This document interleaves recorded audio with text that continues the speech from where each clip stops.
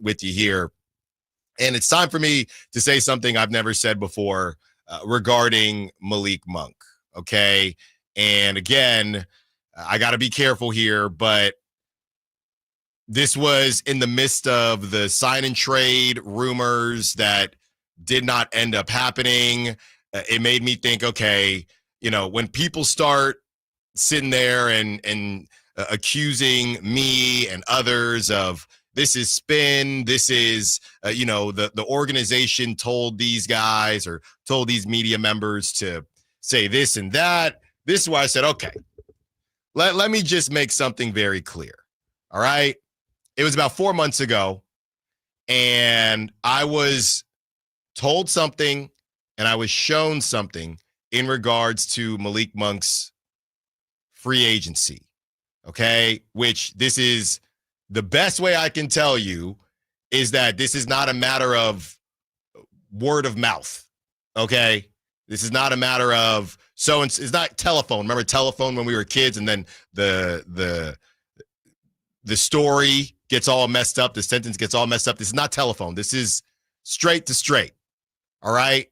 And it made me, and it confirmed in me that Malik Monk's market going into his free agency last season was nowhere near as strong as what people thought.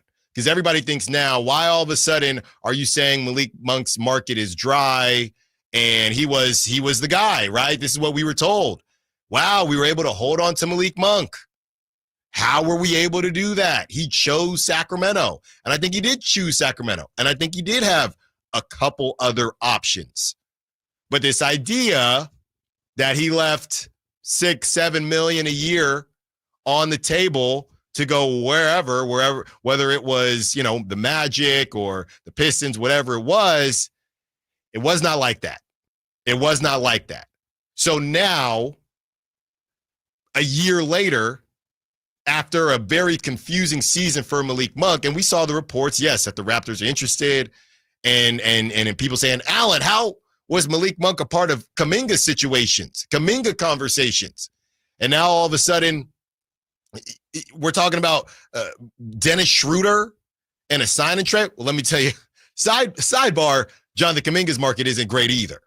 Okay, so you can put that to the side.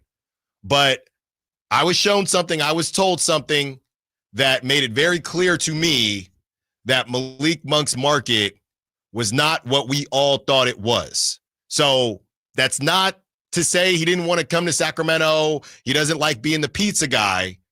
But we've kind of revered Malik Monk, myself included. And my caveat that I always say when I talk about Malik Monk, he's my favorite player on the team. My wife wants a Malik Monk jersey. I got to go buy her one. That's what she wants. Most electric player on the team. But this idea that he left $6, $7, $8 million per year on the table because he loves Sacramento, because he wanted to come back to Sacramento, not true. It's just not true. Okay? And that should help everybody understand that this market was never as loaded as we thought it was for Malik Monk. And on top of that, if you look around the league and where things are trending, I'm not going to get into what Austin Rivers said because I've used that quote enough about the not needing a bag these days. But look at Jordan Clarkson. Okay, these two guards that are more two than one and aren't great defensively. Jordan Clarkson, they agreed to a buyout. Jordan Clarkson had no trade market, zero. That was reported about a day or so before he agreed to a buyout. Now, yeah, the Knicks are going to use him, and we'll see, what that money looks like. But as far as trades are concerned and giving up certain assets for these guys that, again, are kind of one-trick ponies, is tough. And teams don't want to do it anymore. We know where the league is going. They're looking for size. They're looking for length. They're looking for defense, right? We're seeing the regression to the mean. The offense has been insane. The Hawks are saying, give us every wing you can possibly give us. And then we got little Trae Young running around. But we can protect him. We can protect him. Malik Monk, when you look at who he is and what he would be. I don't think his contract is necessarily a problem, but look around the league and try to figure out who is a Malik Monk away from making that real noise. I'm not sure. And clearly the league isn't sure either. And this is not something that's brand new. This is not something, let me debunk this. The Kings and Vivek, they don't get us all into a room and say, hey guys, this is the information. This is how we want you to spin it. No, we don't pay you, but this is how you're going to do it anyway. That's not how it works. Just remember that commercial with the old ladies? That's not how this works. It's not how any of this works. It's not how it works. We get information from who we know that are close to the organization. And me, myself, I give my opinion on it. This was something I was told 4 months ago. I didn't really feel like there was any need to bring it up. The Kings had other problems. Trying to get to the play-in wasn't appropriate. Now, as people are questioning what has happened with the Malik Monk market, it hasn't really changed. This is what it was. If anything, maybe it's a tad worse because the season goes by where other guys that teams have drafted have taken leaps and things of that nature. So that is what has been going on with Malik Monk. It was never a matter of, I'm leaving $10 million on the table a year. I'm leaving $7 million on the table a year to come back to Sacramento because I love the golf out here and I love pizza guys. I'm a pizza guy. It wasn't that. I think he likes Sacramento a lot.